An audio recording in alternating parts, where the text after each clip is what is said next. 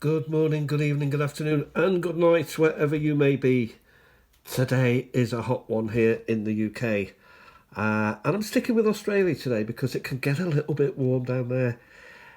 Yeah, it's pretty dangerous in the heat down there. And maybe, just maybe, it could be a bit dangerous out here too, considering it's only April. Anyway, we're talking stamps, not weather. So whether or not you're interested in stamps, you see what I did there? We're going to have a look at this particular stamp. And what I'm interested in is the top 10, or at least 10 fun facts, interesting facts, fact about this stamp. So I'll just tell you what I see at the minute. Well, it's Australia at the top. We've got an Aborigine word there that says Aborigine, and that describes this man. It's 2 shillings and sixpence postage, and that appears on both sides, which doesn't mean it's 5 bob. It means it's 2 shillings and sixpence. And it's a classic Aussie stamp, and I think everyone may have one of these. I've actually got 2, which I'll come to in a little minute. So what about some facts? Facts. Okay, the year of issue. It was in 1952 that this stamp came out, during the early Queen Elizabeth II period, when she ascended the throne, which was, I think, 52, 53 maybe. So it's a pre-decimal period, in other words. 2 and 6 does indicate that. And it was actually used because it's quite a higher value stamp for, and this is fact 2, so the face value is what it says there. It's used for heavy post, maybe, so a parcel, or maybe international mail. So a lot would have come over to Britain from relatives and friends, and business as well. International mail. What's the colour? Well, there's only 2 colours, white and predominantly deep brown, but there is some value in the, by that I mean some some shading, some valuation within the colouring to make it a lovely 3D. It's a beautiful picture, isn't it? Beard and nose and brow. I mean, it's a classic. Current value, well, I've had a little look online, and they are said to be between $1 Australian and 700 Australian dollars. By $1 Australian, I mean nothing really. Not that I'm saying that $1 Aussie dollar is worth nothing, but that's the lowest I think that you can go. If you're going to sell anything. However, it can go up to 700, and that apparently depends on watermarks. I don't know anything about watermarks. I wouldn't know a watermark if I drowned in one. Not simply because my eyes are dim, it's because I simply don't know what I'm looking for when someone tries to describe. I can't really do that. Anyway, fact 4 is the current value. All of these have watermarks on them, though there was a emergency printing which produced no watermarks. So if you know about watermarks and you look at you look on this stamp and it's got a watermark, that's common. If it hasn't, then it could be a little bit special. But even those, they only sell for about $40, $50. I don't even know how much a dollar is. I presume it's a pound, like here in Britain, the United Kingdom. Right. Next, varieties of watermarks. Well, there are sideways, there are C of A watermarks, and there are no watermarks. But the sideways reversed watermark, again, if you go into that sort of thing, is the most rare. There was also a print which are on naturally toned paper.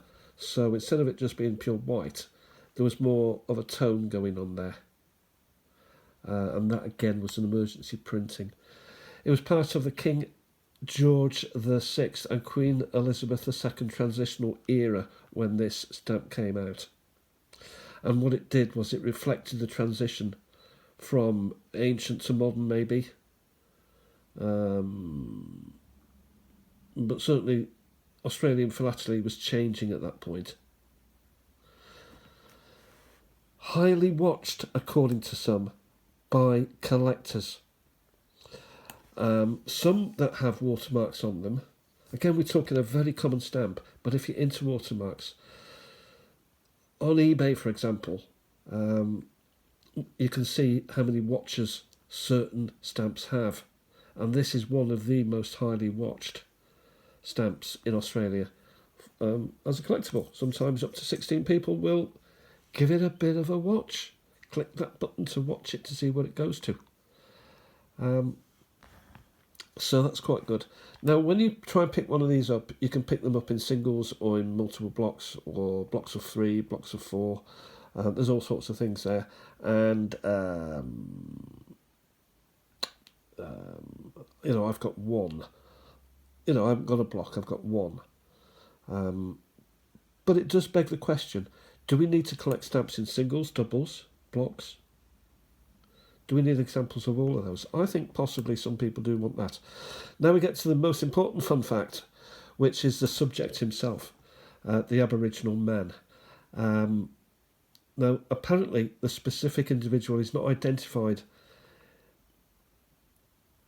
in this, but I'll show you a stamp and I'll show you what I believe is the same person who is identified.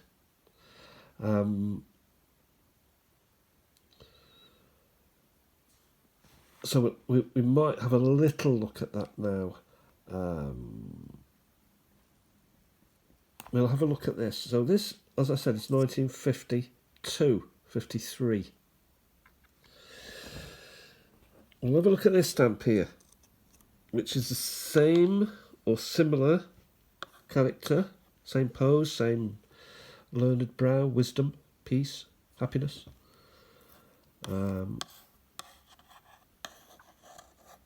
At one with nature, and this is 8.5 pence, so it is less value, less face value anyway. Now the issue of this is 1950, so it's 2 years before the 2 and 6. So what possibly we're looking at is this as a definitive, maybe. Certainly one that is used for postcards or letters across Australia rather than a higher value. So what have I gleaned about this? Well, it was officially issued in August 1950, and it was the first Australian stamp to predominantly feature a real Aboriginal person. By the way, I should have given a bit of a warning here. This video may include talking about people who have passed. I mean, I don't know if he's passed, maybe. I think possibly yes. So this is a real Aboriginal person, as opposed to drawings of people that did appear in earlier stamps. Australia did, to be fair. It's always been bob on for history and their explorers and their scenery and the outback. Very, very, very interesting subject, Australian stamps.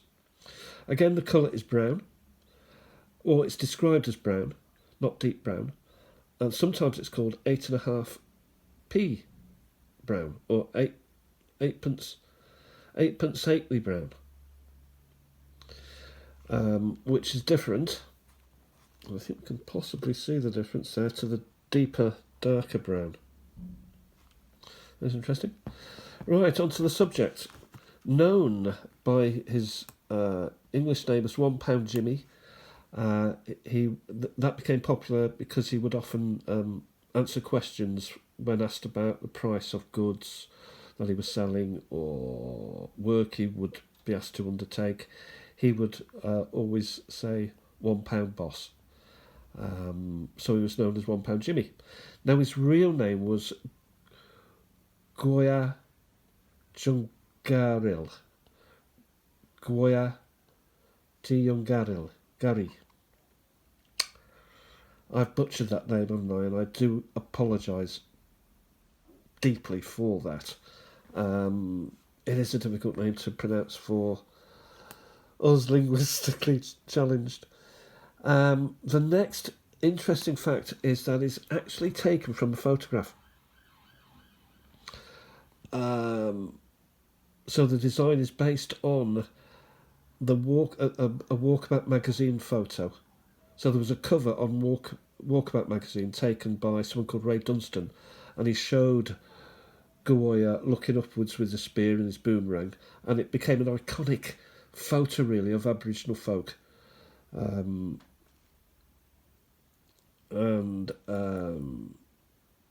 So the powers that be thought that would make a great representation for a stamp, and I agree with them. The designer of the stamp was somebody called Frank Manley. He adopted this photograph and he adapted it into a recessed printed stamp, which I don't know what that means. Possibly you do. And it was the first Australian stamp. So this is 53, 52, 53, this is 50. So this is the first Australian stamp to identify a real person, as opposed to anonymous Aboriginal figures. And the identity of the man wasn't hidden, and therefore collectors and other people got to know his real name. Catalogue numbers for those who wish to maybe go online and buy one. You can type in just the information that's on the stamp, it pops up. But if you're into catalogue numbers, Stanley Gibbons is 238 and the Scott is 226. Market value today, again, there's little or no value on the market. Not even the pound, probably, that £1 Jimmy would ask for. These commonly sell for anything from 30 pence in the UK to a pound for good condition.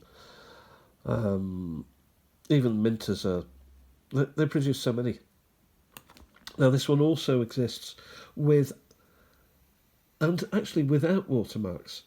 So watermarks can be more sort of desirable, but I doubt it.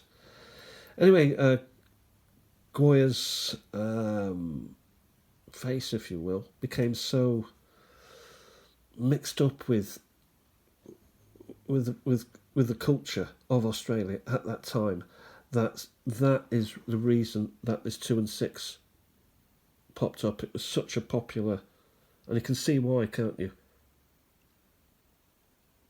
It's a fantastic image, and this was, the design and the image and what it spoke to the heart was so important at the time that they decided to redo it. And I think possibly it's the only image that has been redone years down the road for someone who is not a royal, and it's the same photograph, if you get me. I could be wrong, but I can't really. We see plenty of Churchill, plenty of Shakespeare, plenty hither and thither, but that is, to all intents and purposes, the same pose, the same person, on two different stamps at two different times. The other interesting thing is he didn't just appear on stamps, he also appeared on currency. So it may be worth, if you are interested in this stamp and interested in Australia stamps, to also get the note with the banknote that he is on. And now whether he's on a note or a coin, I can't be 100% sure. I presume it's a note. It would be something if he's on a coin. But is now one of the most recognised Aboriginal figures of all time, possibly. And that's top 10, or some facts anyway. a little bit higgledy-piggledy, but that's the best I could do with laying out the history. It was this stamp I was interested in most of all because it's a 2 and 6 high value, but this one also, backs it up. So this came, even though this for me is a nicer stamp because of the deeper colours and also the higher value, this kicks it all off. So without that, you wouldn't get that.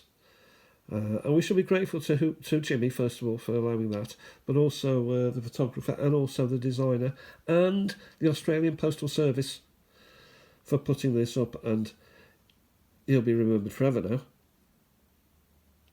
Anyway, I hope you've enjoyed it. It's a little bit offside, little bit, but I thought I'd show you these two stamps, and I hope you're having a fantastic. It's red hot here, too hot to sit out, so I've drawn the curtains and I've just done this.